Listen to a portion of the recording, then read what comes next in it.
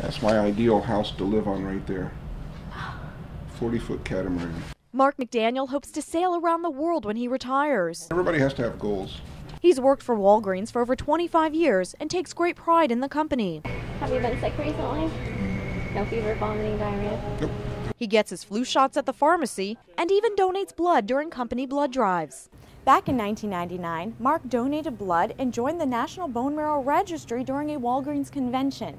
10 years later, he got a phone call saying he was a bone marrow match for someone in need of a transplant. Well, first I was surprised. It's like, wow.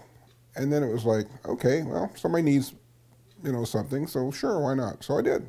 Mark had a physical and a chest x-ray, and he received a series of injections to increase his bone marrow production. Basically, it's like hooking up an IV in each arm. They pull the blood out of one arm, filter it through the machine, take the bone marrow out of it, and the blood goes back in the other arm. And you just sit there for about 4 hours. He repeated the same thing 2 days in a row, and then it was over. It's easy.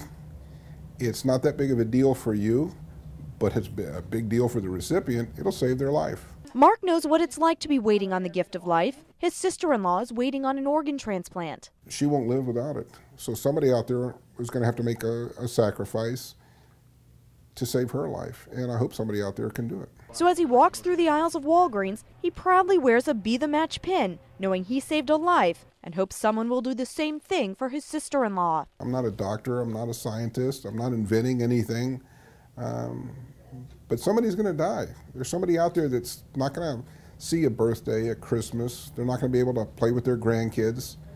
And maybe I've given them the hope that they can do that, because I enjoy my 11 grandchildren. Mark doesn't know the recipient of his bone marrow, though he may be given a chance to meet the patient 1 year after the transplant occurs. I'm Nancy Gay for Florida's Blood Centers, where local heroes are saving lives.